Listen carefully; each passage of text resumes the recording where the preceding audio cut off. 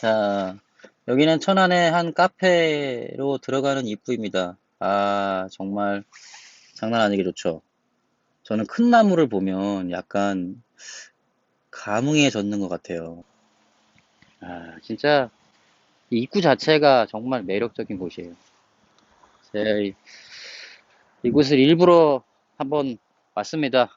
왜냐하면 저는 커피도 좋아하고 카메라도 좋아하는 사람이니까 좋은 곳에 와서 풍경도 찍고 커피도 한 잔 마시고 이게 지금 걸어가는 길은 사실은 아닌데 차 타고 저 입구까지 가야 되는데 이 길이 너무 좋아서 한번 여러분한테 보여주고 싶어서 이렇게 지금 걷고 있습니다. 정말 괜찮다. 근데 이렇게 향이 네. 자, 와, 좋죠. 뭐 뜻하지 않은 브이로그가 됐네요. 아, 지금 바람 소리가 너무 좋습니다. 와, 피도 너무 좋고. 야, 큰 나무를 보면은 하나님이 살아계신다 이런 생각이 들어요.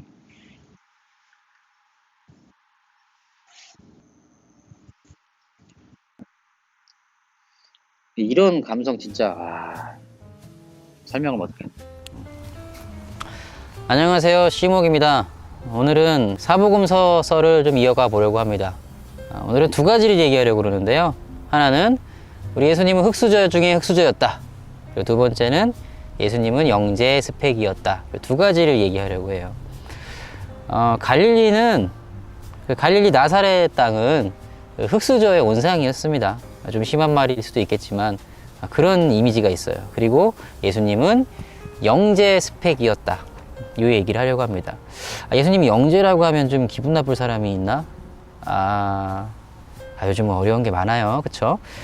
거두절미하고 성경으로 가서 보면 우리 마태복음 2장이 이런 배경들을 이야기하고 있어요. 예수님이 태어나서 왕이다 이런 얘기가 나오니까 당시 유대의 왕이었던 헤롯이 예수님과 그 가족들을 죽이려고 합니다. 하나님께서 애굽으로 피하여 가라 이렇게 명령을 하시죠. 이게 19절에 나오고 있는데 그 애굽 이집트에서 이제 예수님께서 영유아기를 보내게 돼요. 사실 이집트는 유대인들에게 되게 참 오묘한 곳입니다. 고향 같은 곳이라 해도 괜찮을 것 같아요. 뭐 좀 힘들기만 하면 이집트로 돌아가기도 하고 사실은 모세도 영유아기를 이집트에서 보냈다고 할 수 있겠죠. 청년까지. 그런데 중요한 것은 이 이집트가 당시에 로마 땅이었어요. 예수님이 어디를 가든 결국에는 로마 땅이에요. 예수님이 태어나신 곳도 로마 땅이고 자라난 곳도 로마 땅이고 그리고 피신해서 갔던 이집트도 로마 땅이고 그 이후에 제자들이 활동했던 모든 지역도 다 로마 땅입니다. 이게 지난번에 좀 얘기했던 부분이고요. 로마 황제 아우구스투스가 이집트를 직접 정복합니다. 황제가 직접 정복을 했으니까 약간 내꺼 약간 이런 이미지가 있겠죠. 이후에도 이집트는 황제들의 사유지처럼 취급이 돼요. 예수님이 유대 땅의 왕이었던 헤롯의 눈을 피해서 더 큰 권력자 황제의 그림자 뒤에 숨으셨던 거죠. 참 아이러니한 역사의 모습이에요. 그리고는 돌아와서 나사렛으로 돌아가면서 정착을 합니다. 근데 이제 나사렛으로 간 것도 결국엔 하나님이 갈릴리 지방으로 가라 이렇게 이제 코멘트를 하셨기 때문에 그쪽으로 가게 되는 거예요. 그리고 갈릴리로 갔다는 건 뭐냐면 유대 땅, 곧 헤롯의 시야를 벗어난 곳에 그곳에서 성장을 했다라고 생각해 볼 수 있어요.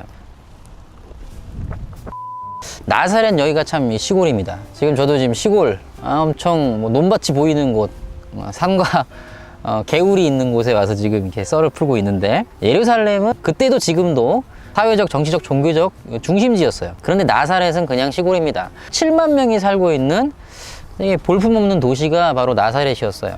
당시의 세상에서 눈밖에 난 곳, 심지어 유대인들에게도 눈밖에 난 곳, 그리고 정치적으로 여러 가지 이슈가 있는 그 유대 지역에서도 상당히 외지고 관심받게 지점, 여기가 바로 우리가 소중하게 생각하고 있는 나사렛이라는 곳이에요. 예수님의 출생이 기본적으로 안습이죠.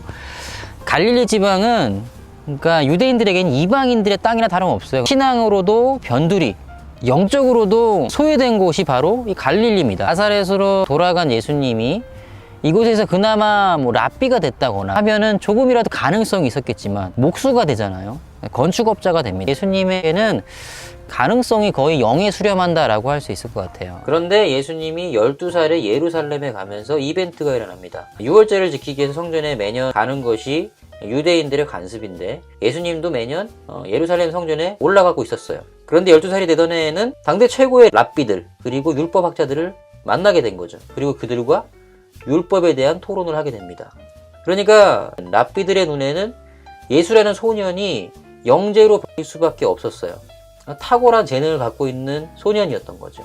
미시나라는 기초교육을 받았을 뿐인데 박사 수준의 논리를 가지고 있다라고 생각하면 될 것 같아요. 유대인들은 5살부터 9살까지 토라, 곧 모세오경을 공부합니다. 그리고 10살부터 12살까지는 미시나라고 하는 전통적인 율법 교육을 배워요. 그런데 이런 초등교육 수준의 기초과정을 마친 예수님이 3일 동안이나 율법학자들과 모세오경을 논하고 토론할 수 있었다. 하나님 말씀에 대해서 말할 수 있었다는 것은 그만큼 뛰어난 학생이었다는 말인 거죠. 나사렛에서 목수의 아들인데 이런 아이가 나왔다는 것은 대박인 겁니다. 거의 불가능한 일이 일어난 거죠. 그러니까 이 시점에서 예수님은 사실 뛰어난 랍비가 될 수 있었습니다. 그들과의 만남 속에서 자연스럽게 고등교육으로 연결될 수 있었고, 그게 만약에 그런 선택이 됐더라면은 그 시대의 어떤 상황에 맞는 선택이라고 할 수 있었겠죠. 그런데 예수님도 마리아도 요셉도 그런 선택을 하지 않았습니다. 더 위대한 사명에 대해서 분명히 인식하고 있었기 때문이에요. 그리고는 18년이 지납니다. 18해가 지납니다. 정말 긴 시간이죠. 영재를 기억하는 사람은 아무도 없고 예수님의 재능과 실력은 그대로 묻혀진 거죠. 그리고 30살이 되던 예수님이 갈릴리 주변 회당에서 말씀을 전하기 시작해요. 그런데 사람들이 놀라죠. 단순히 기적을 행하고 병자를 고치기 때문에 놀란 것이 아닙니다. 예수님 말이 좀 다르기 때문이에요. 예수님의 말 속에 하나님의 지혜, 어떤 학문적인 소양이 느껴진 거죠. 예수님의 재능과 실력을 숨길 수가 없었던 겁니다. 그런데 사람들이 예수님의 출신을 알고 나서는 무시하기 시작합니다. 나사렛 출신이고 목수의 아들이다. 근본이 없다. 이렇게 생각하는 거죠. 예수님의 스펙이 사실 안 됐던 거예요. 그러니까 예수님은 미시나까지의 과정에서는 놀라운 학생으로 인정을 받아요. 하지만 성인이 된 후에는 사회적인 패자가 되는 겁니다. 우리는 그런 스펙이 하나도 없어도 세상에 나아갔을 때 인정받는 예수님이 되었으면 어떨까 이런 생각을 할 것 같아요. 그런데 예수님은 그대로 무시를 당하고 패자가 됩니다. 단지 나사렛 출신이라는 사회적 배경 때문에, 또 고등교육을 받지 못했다는 그런 스펙 때문에 영재로 자라나서 사회적인 도태를 경험하게 됩니다. 사실은 예수님은 거룩한 가치를 위해서 모든 것을 포기했다라고 할 수 있겠죠. 제 생각에 나사렛에서 집을 짓는 사람에게 일거리가 그렇게 많지는 않았을 것 같아요. 그러니까 18년 동안 단순 노동을 하면서 그냥 하루하루를 힘겹게 살지 않았을까, 온 가족이 그렇게 하루하루를 살아내지 않았을까, 이런 생각을 해봅니다.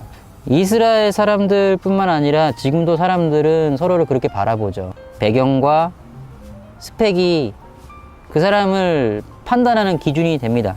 그리고 예수님도 우리들처럼 그 배경과 스펙 때문에 무시당하고 거절을 당했습니다. 또 예수님은 그런 스펙이 1도 없음에도 불구하고 아름다운 삶을 사셨고 하나님의 큰 일을 이루어내셨습니다. 영재로 자라나서 사회적인 도태를 경험하는 예수. 저는 이게 좀 저한테는 큰 감동이 돼요. 좀 많은 설명할 필요 없이 요거 하나만으로도 예수님이 나를 정말 잘 이해하고 우리의 상황을 공감해 주시지 않을까? 이게 참 위로고 소망인 것 같아요. 더 설명할 필요가 없을 것 같아요. 오늘 이렇게 가을이 다가오는 늦은 오후, 정말 좋은 것 같아요. 이런 시간이 지금 얼마 안 남았습니다. 벌써 11월이 다 됐네요. 영상이 도움이 되셨다면 좋아요와 댓글 부탁드리고요. 저는 다음에 더 좋은 영상으로 여러분을 찾아뵙도록 하겠습니다. 지금까지 시복이었습니다.